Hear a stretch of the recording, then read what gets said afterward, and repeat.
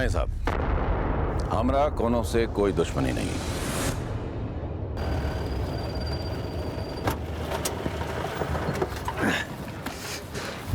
Sir ये माया देवी तो अपनी जगह से हिलने का नाम ही नहीं ले रही है। हरदोई थाने फोन करके लेडी कांस्टेबल का स्टेटस मालूम किया, क्योंकि बिना लेडी कांस्टेबल के हम बॉडीज को नीचे नहीं उतार पाएंगे। Right sir.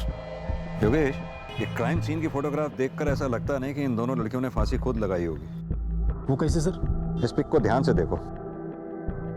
दोनों के गले में जैसे फांसी लगी हुई है और फंदे पे जो गांठ लगी हुई है, खुद फांसी लगाने वाला इस तरह की गांठ लगा ही नहीं सकता। मतलब ये था, खुद फांसी लगाने वाला पहले रस्सी के एक सिरे को अपना एक हाथ में पकड़ेगा, दूसरे हाथ से वो इस तरह से पेड़ पे डालने की कोशिश करेगा, खुद फांसी लगाने वाला इस तरह से फंदा बनाएगा। ये अब कुर्सी इधर रखो, यहां पकड़ो जरा कुर्सी, यहां सामने आके इस तरह से फंदा उसने अपने गले में डाला होगा, कुर्सी पैर से नीचे से खिसकाई और फंदा टाइट हो गया। आया समझ में? सर वो दोनों बॉडी भी तो हमको ऐसी ही मिली है। यही तो मैं कह रहा हूं योगेश, अगर ये दोनों का आत्महत्या का मामला होता तो घर में लगे पंखे से भी की जा सकती थी। घर से बाहर निकलकर चबूतरे पे पेड़ पे लटकने की क्या जरूरत थी? सर अगर हम ये मान लें कि ये मर्डर है तो दोनों को मारने का रीजन क्या होगा? और सबसे बड़ा सवाल तो ये है कि वो रात में बाहर गई क्यों? यही तो पता लगाना है। या तो फिर कोई उनका जानकार उन्हें किसी बहाने पिछले दरवाजे से बाहर ले गया, या वो खुद पिछले दरवाजे से बाहर निकल कर आए। हो ना हो, इसमें घर में से ही किसी सदस्य का हाथ हो सकता है।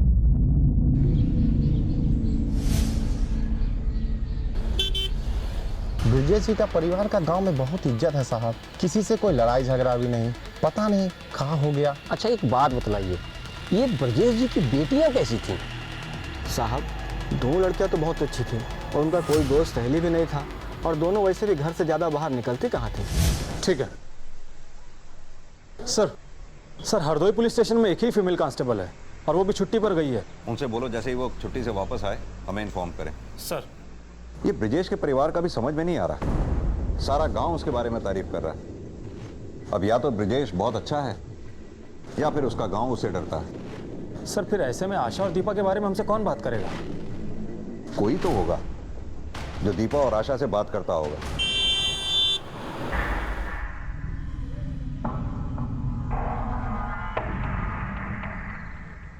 सर पता चला है कि ब्रिजेश के गांव के दर्जी से आशा और दीपा के कपड़ों को लेकर बहस हुई थी। हाँ वो दोनों यहाँ आती थी साहब।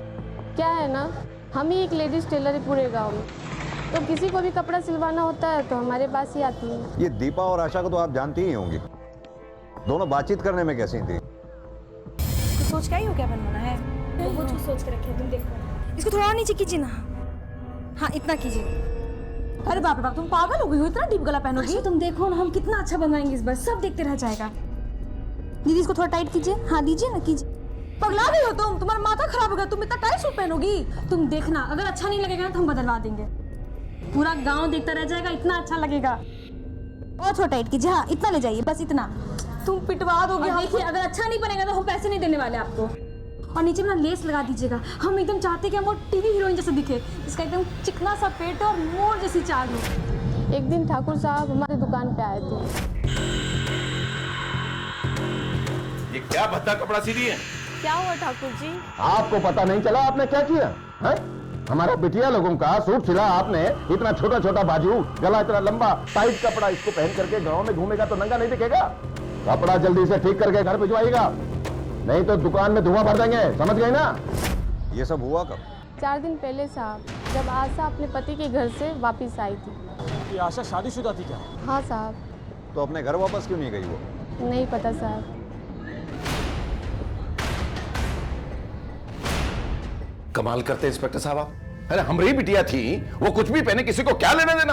अरे चुप हो जाइए ना आप लोगों ने हमें पहले क्यों नहीं बताया कि आशा की शादी हो चुकी है?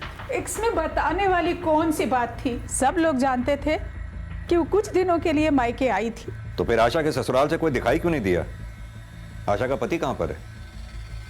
इंस्पेक्टर साहब, अगर आपको जांच ही करना है ना तो बाहर जाके कीजिए ना, कातिल तो आपको बाहर मिलेगा। आप बार बार जैसे घर में घटना घटा है वहीं आ जाते हैं। आप लोगों का कुछ काम है नहीं, बस यही रह गया। करे किसने मंगाया पानी? वो साहब हम जाते हैं। और देखिए इंस्पेक्टर साहब, अगर आपसे ये मामला नहीं संभलता हो तो हमें बता दीजिए, हम कुछ इंतजाम कर लेंगे। देखिए साहब, हमारा परिवार ऐसा ही बहुत मुश्किल से गुजर रहा है। वो देखने में ऊपर से सख्त जरूर है, लेकिन अंदर से बहुत दुखी है। बहुत प्यार करते थे अपने बिटिया से। आप यही जानना चाहते हैं ना कि उस दिन दर्जी के यहाँ से कपड़ा आया तो क्या हुआ? ए छोड़ ना दीपा, सुन ना, से बात करने देना। अम्मा, ये क्या करवा दिए आप हमारा कपड़ा का? हाँ, हम ऐसा कपड़ा पहनेंगे? ये ढीला ढाला एकदम झोला माफिक। हाँ अम्मा, हम कुछ पूछ रहे हैं आपसे। क्या झोला ईसा? झोले से कपड़ा है, एक नंबर कपड़ा है। गांव की जितनी लड़कियों को देखो सब ऐसे ही कपड़ा पहनती है, और तुम दोनों पे कपड़ा बहुत जचेगा, बहुत।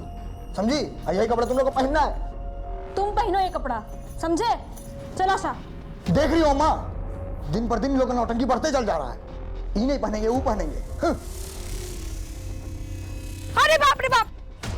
ए दीपा, क्या कर दी? तुम सच में कपड़ा जला दिया। अम्मा को पता लगेगा ना तो तुमको पता नहीं है क्या कर देगी। अब हम इनकी मनमानी नहीं चलने देंगे, हम वही करेंगे जो हमारा मन करता है। क्या हो रहा है ये सब?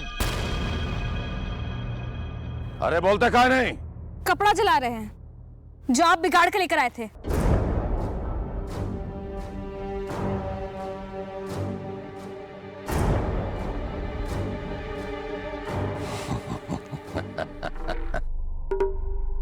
कोनो बात नहीं। अरे ठाकरों की बिटिया हैं तो खून तो बाल मारेगा ही ना।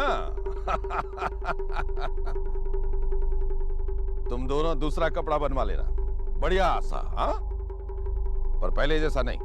हाँ, बस यही सब था हमारे बीच। दीपा की भी शादी हो चुकी थी क्या? हाँ, वो दीपा के लिए भी लड़का देख रहे थे, लेकिन आशा की शादी पहले तय हो गई तो पहले कर दी। और ये आशा की ससुराल कहाँ पर है? बलियापुर। सुनील आप ही हैं? हाँ सर। सुनील, हमें आपकी बीवी आशा के बारे में आपसे कुछ बातें करनी है। आशा क्या हुआ सर? क्यों, आपको नहीं पता? आपकी बीवी आशा अब नहीं रही क्या?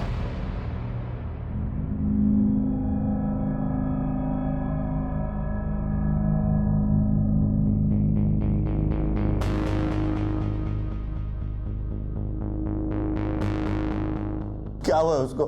क्यों, आपके ससुराल वालों ने आपको खबर नहीं की? नहीं सर।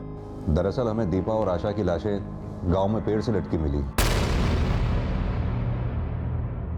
सुनील, आपको क्या लगता है, क्या दीपा और आशा की कोई ऐसी मजबूरी रही होगी जिसकी वजह से ये सब हुआ?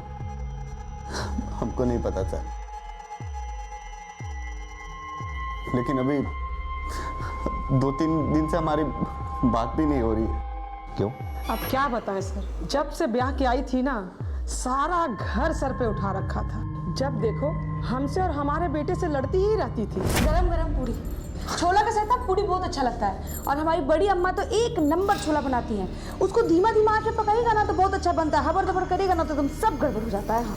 अरे हाँ हाँ, सिर्फ तुम्हारी बड़ी माँ ही तो छोले बनाती है, हमें थोड़ी कुछ करना आता है। अरे हमें और भी काम होते हैं, समझी तुम? ऑफिस भी जाना होता है। जब देखो बड़ी माँ बड़ी माँ बड़ी माँ। माँ जी, आप ना हमारी बड़ी अम्मा के बारे में कुछ मत कहिए। हम तीनों भाई बहन को ना अकेले पाला है उन्होंने, और ये ना कोई आसान काम नहीं होता है। अरे तुम्हारी बड़ी माँ ने तुम तीनों भाई बहनों को पाला है तो हमने भी पाला है। मैंने भी बेटा जना है, उसे पाला है, जिसके बलबूते पे तुम ऐश कर रही हो। समझी? देखिए अम्मा जी, आप ना... इसलिए हम फैसला कर लिए थे सर, इस बार कुछ हो जाए हम उसको लाने नहीं जाएंगे। लेकिन एक दिन ब्रजेश जी फिर ऑफिस पर आ गए। बार बार तुम्हारा वकील बन करके तुम्हारा झगड़ा नहीं छुटा सकते। अरे तुम्हारा बीवी है, तुम सवाल हो ना। बाबूजी, बात तो ये है कि आपकी बेटी को बड़ों से बात करने की तमीज तक नहीं। बहुत अच्छा शिक्षा दिया है हमने अपनी बिटिया को। अरे तुम्हारी मर्दानगी में कमी अपने साथ रखने में उसको माफ करता है। ये कब की बात है? 2-3 दिन पहले की बात है सर। सुनील, हमें लग रहा है कि दीपा और आशा की हत्या में कहीं ब्रजेश जी के परिवार में से ही तो किसी का हाथ नहीं है। आपको किसी पे शक है? नहीं सर। लेकिन पूरा गांव वाला जानता है सर कि घर में सबसे गुस्से वाला कौन है। कौन है? सर हम नाम तो नहीं ले सकते, आप पूछिए अगल बगल जाकर, आपको पता चल जाएगा। सर आपका शक हमें सही लग रहा था, कातिल ब्रिजेश की फैमिली में से कोई हो सकता है। सुनील भी तो नाम लेने से घबरा रहा था। हाँ योगेश, लेकिन सिर्फ हमारे सोचने भर से हम ब्रिजेश या उसके परिवार पे इल्जाम नहीं लगा सकते। ये भी तो हो सकता है सुनील ने हमारी हाँ में हाँ मिला दी हो। सर हमको किसी को तो ढूंढना ही होगा जो हमसे ब्रिजेश के परिवार के बारे में खुल के बात करे।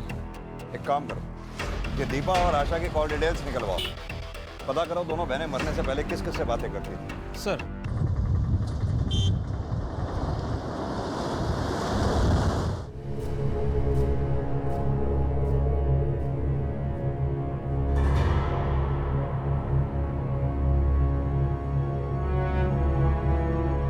माया देवी जी, हमें ये बॉडी ले जाने दीजिए ना, नहीं तो ये यहीं खराब हो जाएगी। कानून का भी अपना एक तरीका होता है काम करने का, आप लोग समझाइए ना इन्हें।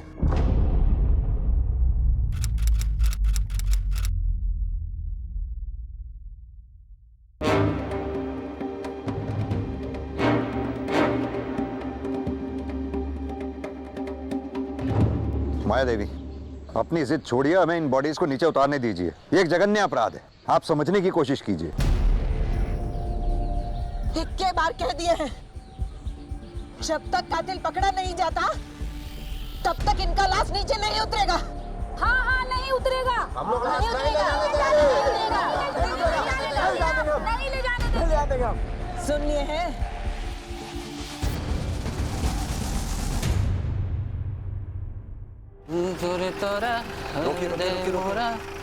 ए शंभू जी, कहाँ जा रहे हैं? घर जा रहे हैं साहब। बैठिए, हम छोड़ देते हैं आपको। नहीं साहब, हम चले जाएंगे। बिठाइए योगेश इनको। हाँ सर। साहब हमें कहाँ ले जा रहे हैं? हम कहीं नहीं लेके जाएंगे, आइए बैठिए। चलिए। साहब घर में सबसे गुस्सेले तो विनोद बाबू ही है। आए दिन किसी न किसी के साथ मारपीट करते रहते हैं। कुछ दिन पहले वो पीसी वाले कमलेश को कूट दिए थे। ये विनोद का दीपा और आशा के साथ भी झगड़ा हुआ था।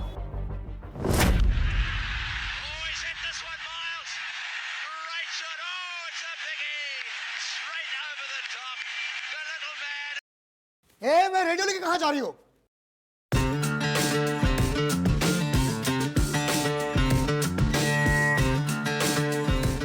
पता है अगर बाबूजी तुम लोग कैसे नाचते हुए देख रहे हैं तो मार के पैर तोड़ देंगे। अब बंद करो ये गाना बजाना। काहे तोड़ देंगे वो पैर? हाँ, बाबूजी सारा दिन बैठ के समाचार सुनते रहते हैं। अरे उस पे कोई नाच सकता है क्या? पता है तुम्हारे इन्हीं हरकतों की वजह से तुम्हारा मंगेतर ने तुम्हें छोड़ा होगा। किसी पागल लड़की के साथ कौन आना चाहेगा? बेहुदा, हाँ तुम्हारा हिम्मत कैसे हुआ दीपा से ऐसे बात करने का? माफी मांगो तुम अभी। हम मांगे माफी? बहुत तेज बन गई हो। अरे छोड़ो हमारा हाथ। तेज बन गई हो।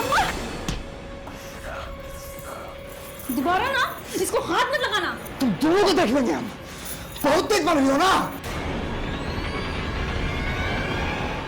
अच्छा, ये दीपा के मंगेतर का नाम क्या है? साहब उसका नाम हरीश है, वो धर्मपुर का रहने वाला है। ठीक है, तुम जा सकते हो।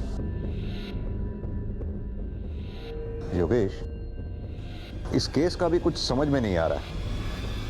रोज कोई ना कोई एक नाम इस केस से जुड़ता चला जा रहा है। सर हमने पता लगा लिया है, विनोद अक्सर गांव के देसी ठेके पर बैठा रहता है। और सर हरीश से भी बात हो गई है, वो किसी काम से शहर से बाहर गया है, कल आ जाएगा।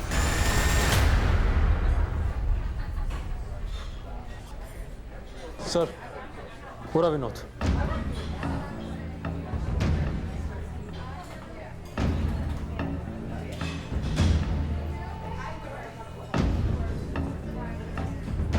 विनोद, तुमसे कुछ बात करनी है। बैठिए। यहाँ बात नहीं कर सकते हैं, बहुत शोर है। कोई चिल्लम चिल्ली नहीं। बहुत रौब है तुम्हारा। ठाकुर है इंस्पेक्टर साहब, कुछ कर सकता है। कुछ भी, जैसे पीसीओ वाले को मारना, यहाँ तक कि अपनी दोनों बहनों का कत्ल तक कर देना। लगता है आपको कोनो गलतफहमी हो गया है। कमलेश कान भरा है आपका। कमलेश ने हमें कुछ नहीं बताया। हमें पता चला था कि तुम दोनों के बीच में झगड़ा हुआ था। हाँ, लेकिन उसके पीछे एक कारण था। क्या देख रहे हो बे? इधर क्या हुआ?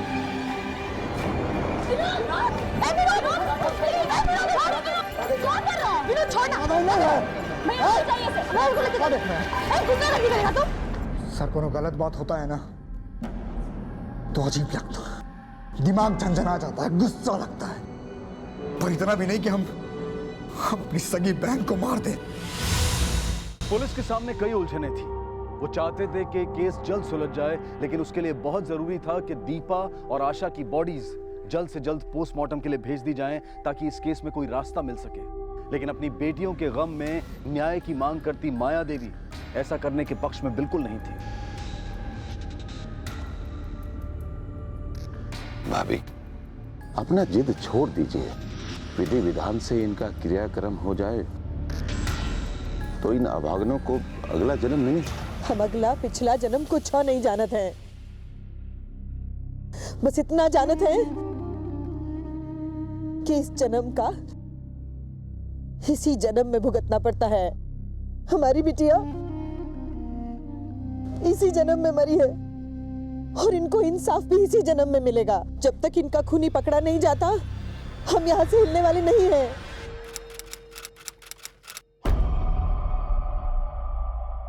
दीपा हमें बहुत पसंद थी सर। अरे हमने तो शादी की तारीख भी फिक्स कर दी थी। तो फिर सगाई काहे तोड़ दी तुमने? सगाई हमने नहीं, दीपा ने तोड़ा था। हरीश, हमें आपसे कुछ बात करनी थी। बोलो। सच बात तो ये है कि हम किसी और से प्यार करते हैं, आपसे शादी नहीं कर सकते। अब लड़की है तो सगाई तोड़ भी नहीं सकते, माँ की बहुत बदनामी हो जाएगी। तो अच्छा यही होगा कि आप ही ये रिश्ता तोड़ दीजिए। आप समझ रहे हैं ना हम लोग क्या कहने का कोशिश कर रहे हैं? तोड़ दीजिए ना सगाई।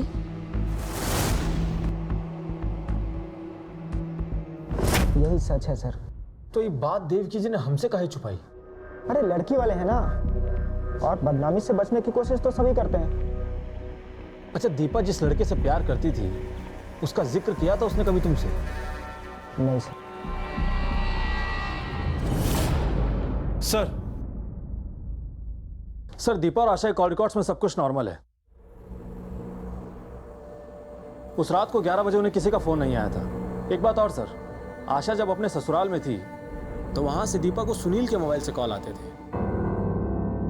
हाँ, तो हो सकता है उसे आशा फोन करती हो। और सर कभी कभी तो लेट नाइट पर भी फोन किए गए हैं। बहनें भले कितनी क्लोज क्यों ना हो, लेकिन रोज रात को इतनी क्या बातें होगी करने के लिए।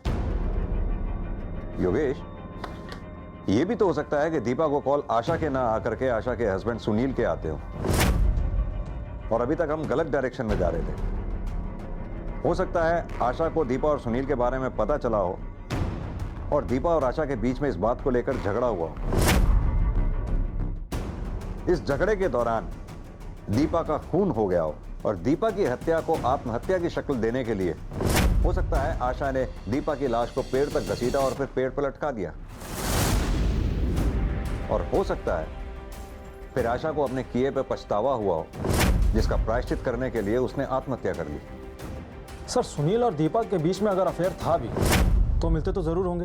एक काम करो, सुनील के ऑफिस जाकर पता करो, क्या सुनील रोज ऑफिस आया करता था या फिर उससे ऑफिस में कोई मिलने आया जाया करता था। Okay sir. सर एक बात और, ये दीपा ने पिछले हफ्ते किसी मनीराम नाम के आदमी को कॉल किया था, भी 4 से 5 बार। योगेश, मनीराम कहीं वही आदमी तो नहीं जिसका जिक्र करके दीपा ने हरीश से सगाई तोड़ दी थी? ये कॉल रिकॉर्ड्स में मनीराम का एड्रेस कहाँ था?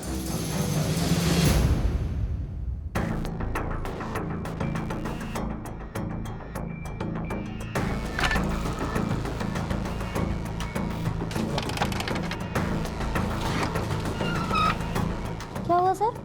ये मनीराम कहाँ गया, कुछ मालूम है आपको? नहीं सर, 2 दिन से वो लोग तो दिखे नहीं। कि ब्रजेश की जो बेटी है दीपा, जी, वो कभी मनीराम से मिलने के लिए आई थी क्या?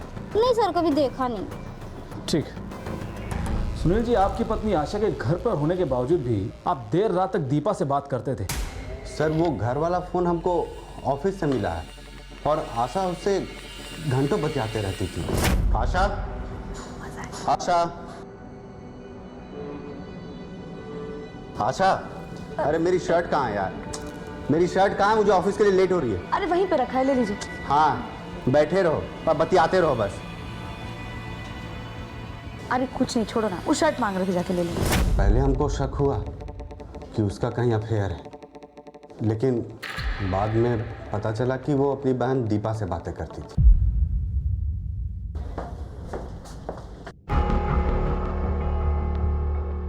तो सुनिए। जी सर। ये सुनील डेली ऑफिस आते हैं क्या? जी सर, हर रोज आते हैं। अच्छा, इनसे कभी कोई लड़की मिलने आई है क्या? नहीं सर, आज तक कोई लड़की तो नहीं आई इनसे मिलने। सर, ये भी तो हो सकता है कि सारा काम हरीश ने किया हो। सर, दीपा ने सगाई तोड़ी थी तो हरीश का ईगो हर्ट हुआ था, तो उसने दीपा को मारना चाहा और बीच बचाव में आशा आ गई और उसी बीच बचाव में आशा भी मारी गई। योगेश, फिलहाल तो तुम साइबर सेल वालों से कहो कि वो मनीराम के फोन को ट्रेस करें। जैसे ही उसके बारे में कुछ पता चले हमें इन्फॉर्म करें। सर, बलियापुर थाने से एक महिला पुलिस मिल गई है। गुड।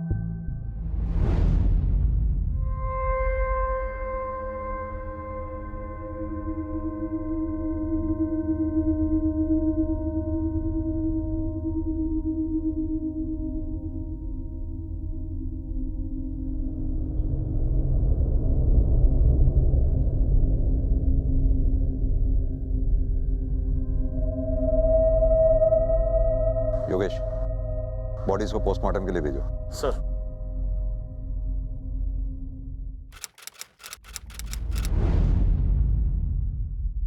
सर, हमें आपसे कुछ बात करनी है।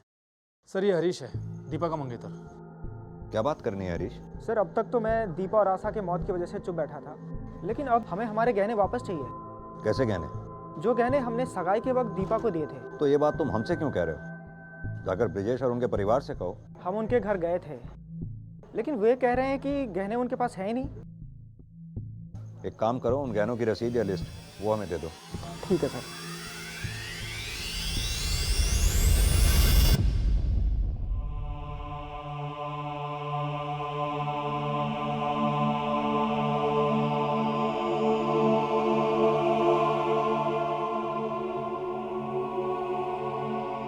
ठाकुर साहब,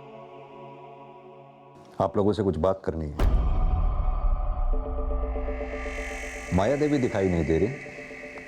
वो अपना मायके गई हैं, उनकी तबीयत ठीक नहीं थी। दरअसल हरीश ने कंप्लेंट लिखवाई है। दीपा की सगाई में जो उसने गहने दिए थे आप लोग उन्हें लौटा नहीं रहे। इंस्पेक्टर साहब, हमने हरीश को कितनी दफे समझाया था कि दीपा के पास कोई गहना वहना नहीं था। सर, ये हरीश झूठ काहे बोल रहा है हमसे? योगेश, ऐसा भी तो हो सकता है कि दीपा ने ये बात अपनी फैमिली से छुपाई हो। एक काम करो, तुम्हारे पास मोबाइल में उन गहनों की जो तस्वीरें हैं उन्हें आसपास के ज्वेलर्स को दिखाओ। हो सकता है ऐसे गहने उनके पास बिकने के लिए आए हो। सर। अच्छा सुनिए, अभी हाल फिलहाल में आपकी दुकान पर कोई कंगन बेचने के लिए आया था क्या? हाँ सर। कंगन दिखा सकते हैं? हाँ जरूर।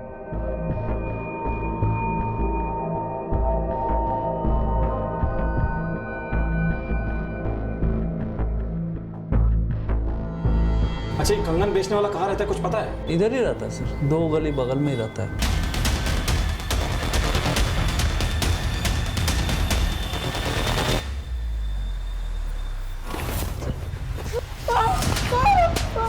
तुमको तो हम थाने में कंगन पहनाएंगे। चल बोल। साहब, हम सच बोल रहे हैं साहब। हम उन दोनों लड़कियों को नहीं मारे हैं साहब। हाँ, उन दोनों लड़कियों को गहने छुपाते जरूर देखे थे साहब हम।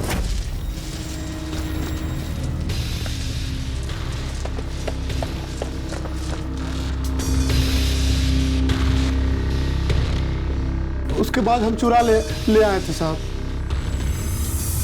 साहब, हम झूठ नहीं बोल रहे हैं साहब। सर, दीपा और आशा की पोस्टमार्टम रिपोर्ट आ गई है। सर, रिपोर्ट के हिसाब से आशा की मौत दीपा की मौत से आधे घंटे पहले ही हो गई थी। यानी अभी तक हमारी थ्योरी किसी और ट्रैक पे चल रही थी। और सर, सबसे चौंकाने वाली बात तो ये है कि दीपा और आशा की मौत फांसी लगने से हुई नहीं। दीपा को गला घोंट कर मारा गया है और आशा के सर पर चोट लगी, जिसके कारण इंटरनल ब्लीडिंग होने की वजह से उसकी मौत हो गई। एक बात और सर, आशा की एड़ियों में गहरे खरोंच के निशान भी थे। ऐसा लगता है कि उसको घसीटा गया हो। योगेश, ये भी तो हो सकता है कि आशा ने जूते या चप्पल पहन रखे हो जो उसे घसीट के ले जाते समय पांव से निकल गए हो। अपने 2-3 कांस्टेबल को क्राइम सीन पर साथ लेके जाओ, अच्छी तरह से छानबीन करो।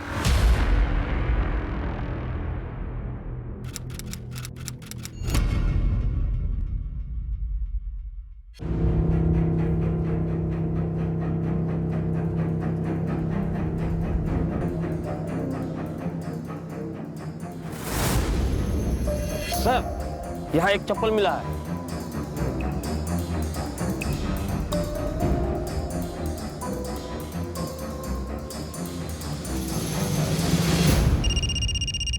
हाँ योगेश, बोलो।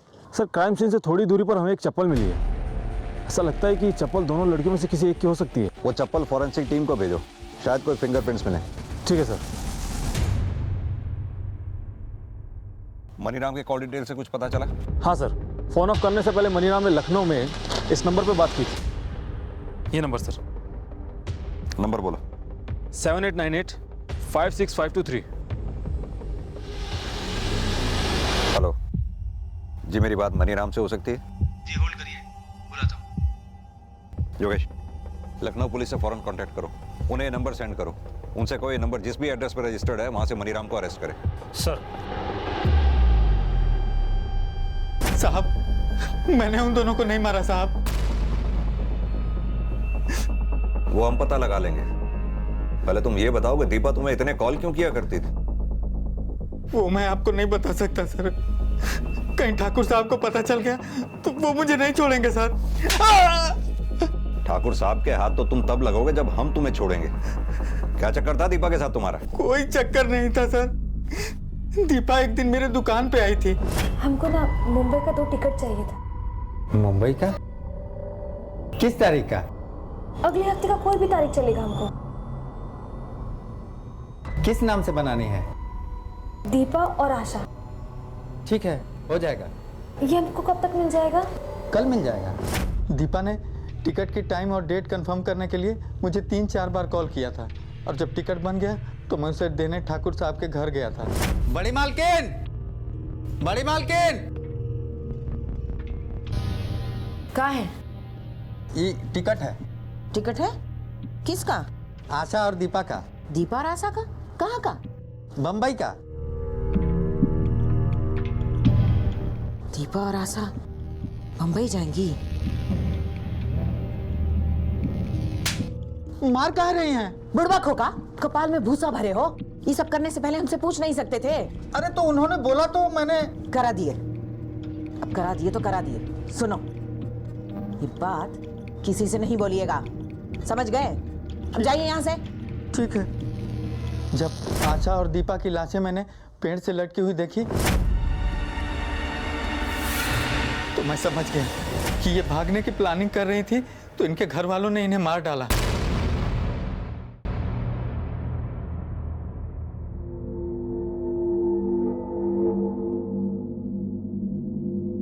विनोद जी भाई। भाभी को फोन लगा और बोल के बच्चियों का आखिरी बार आकर के मुख दर्शन कर ले। माया देवी जी, आपसे एक काम था। बोलिए ना। ये एक एप्लीकेशन है, इस पे आपके साइन चाहिए थे। क्या लिखा है इसमें? इसमें लिखा है कि आपने हमें लाशों को उतारने की मंजूरी दे दी है और आपकी मंजूरी से ही लाशों का पोस्टमार्टम किया जाएगा। हमारा तबीयत ठीक नहीं चल रहा है और उस पर हम ज़्यादा पढ़े लिखे भी नहीं हैं। ये दस्तखत करने आता नहीं है हमको। कोई बात नहीं, अंगूठा लगा दीजिए। जी।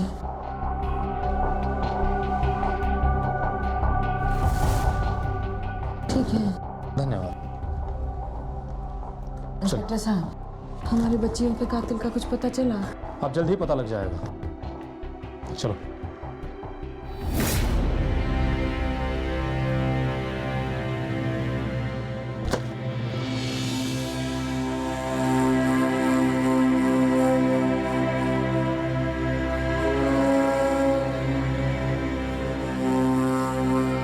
बड़ी माँ की तबीयत अभी तक ठीक नहीं हुई है।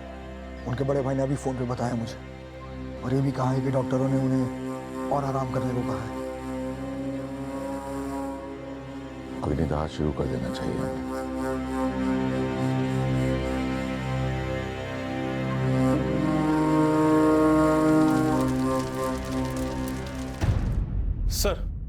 सर माया देवी के फिंगरप्रिंट की रिपोर्ट। सर आशा की चप्पल पर जो फिंगरप्रिंट हमें मिले थे वो माया देवी के फिंगरप्रिंट से मैच कर गए हैं। लगता है माया देवी से मिलने का समय आ गया।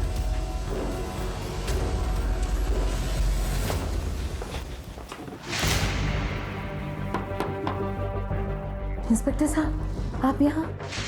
हमारी बच्चियों के कातिल का कुछ पता चला क्या? जी, अब कातिल और सबूत दोनों हमारे पास हैं। कौन है कातिल? आप ही बताइए। हम बता? चलिए हम बताते हैं। आशा की चप्पल पर पाए गए फिंगरप्रिंट्स आपके फिंगरप्रिंट से मैच कर गए।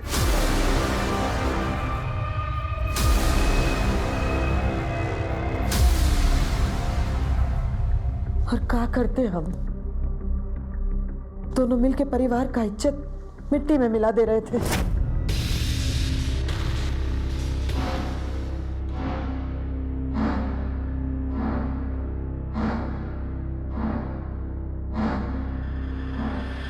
इस तरह लड़कियों को नाचना शोभा नहीं देता है। लड़कियों को कंट्रोल में रखो, नहीं तो किसी दिन भाग जाएगी। अरे बहन जी, ये दोनों लड़कियां पगलैट हैं। जब भी मिलती हैं ऐसे ही उल्टी सीधी हरकतें शुरू कर देती हैं। बहन जी, मैं गर्ल्स स्कूल पढ़ाती हूँ, लड़कियों को अच्छी तरह समझती हूँ। आजकल की लड़कियाँ लड़कों को कम और लड़कियाँ को ज़्यादा पसंद कर रहे हैं। उस दिन के बाद हम उन दोनों पर नजर रखने लगे। दोनों रात रात भर घंटों फोन पर साथ में बतियाते थे। फिर जब हरीश ने सगाई तोड़ दी, हम हरीश से मिलने गए। दीपा ने ही मुझसे कहा था ये सगाई तोड़ने के लिए। दीपा ने? काहे कि वो किसी और से प्यार करती है। किससे? अब ये तो आप दीपा और आशा से ही पूछ लीजिए। दीपा और आशा से? और उस रात जब हम पानी पीने उठे तो दोनों आपस में झगड़ रहे थे। दीपा सुनना, हमको ना बड़ी अम्मा ना बहुत समझाई है और हमको ना बड़ी अम्मा का बात सही भी लग रहा है। तुम जाना मुंबई, हम नहीं जाना चाहते। हमको ना नहीं बनना हीरोइन। हम ना यहीं पे सुनील के साथ रह के ना अपना घर और बसाना चाहते हैं। आशा तुम्हें क्या बोल रहे हैं? हाँ, हम हमारे लिए अपनी सगाई तोड़ दिए, गहना छुपाए ताकि हम दोनों मुंबई में अच्छे से रह सके और हीरोइन बन सके। हम जानते हैं रे, तुम ना बहुत कुछ किया हमारे लिए। तुम जाओ ना मुंबई, हम ना यही रहना चाहते हैं। हमको नहीं जाना। आशा तुम ऐसे कैसे कर सकती? तुम मतलब ही कैसे हो सकती है? आशा मुझे कुछ नहीं पता, तुमको जाना पड़ेगा हमारे साथ। नहीं जाएंगे, छोड़ो। जाना होगा आशा, तुमको जाना होगा।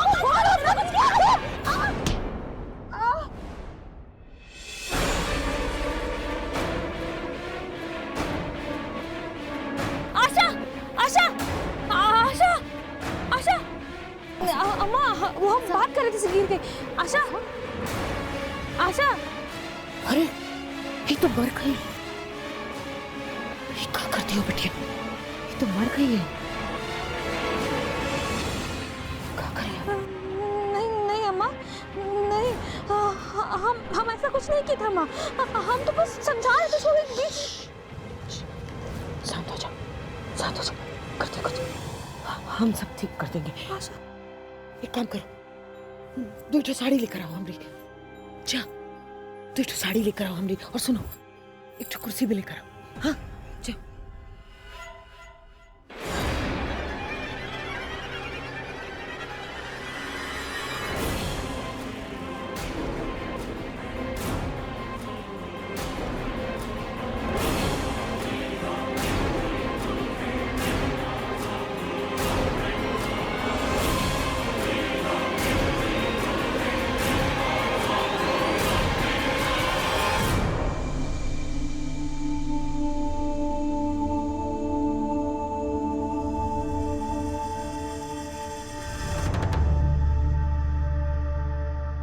अपने कमरे में जा दीपा, अपने कमरे में जा।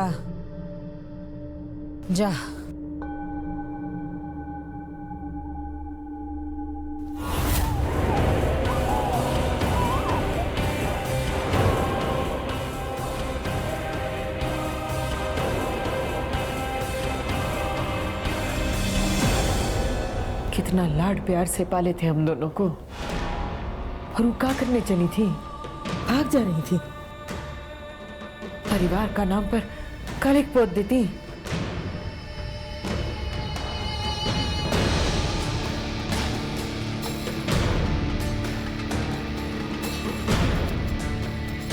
ऐसी नामुराद औलाद का तो यही अंजाम होना था।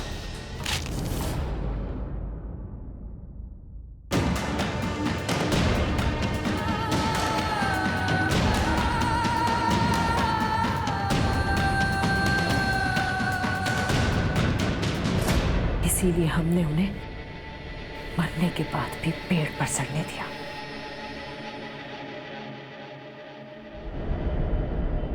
हम तो उन्हें अग्नि भी नसीब नहीं होने देना चाहते थे। ऐसी औलादों के साथ ऐसा ही होना चाहिए। उन दोनों को जान से मारने की बजाय अगर प्यार से समझाया होता तो वो दोनों जिंदा होते। ले चलो।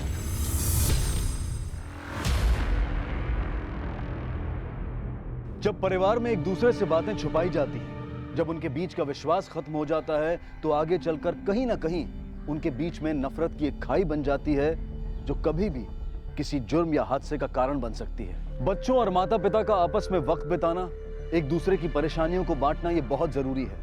हमें ये समझना होगा कि हमारी सबसे बड़ी दौलत हमारा वक्त ही है, और उसे अपने परिवार और अपने बच्चों के साथ बांटना एक खुशहाल जीवन की निशानी है। दीपा और आशा भी इन्हीं हालात का शिकार थी, और घर वालों की जरूरत से ज्यादा पाबंदियां उनके लिए दुख और घुटन बन गई थी, जो कि शायद माया देवी समझ नहीं पाई, और गुस्से और आवेश में वो गुनाह कर बैठी जिसकी सजा पूरे परिवार ने भुगती। माया देवी को उनके इस जघन्य अपराध के लिए आईपीसी की धारा 302 के तहत आजीवन कारावास की सजा सुनाई गई। अब मैं अनूप सोनी आपसे विदा लेता हूं। फिर मुलाकात होगी अगले एपिसोड में एक और चौंका देने वाले केस के साथ। तब तक अपना और अपने परिवार का ख्याल रखें और देखते रहें क्राइम पेट्रोल डायल 100। सबक एक को, सीख हम सबको।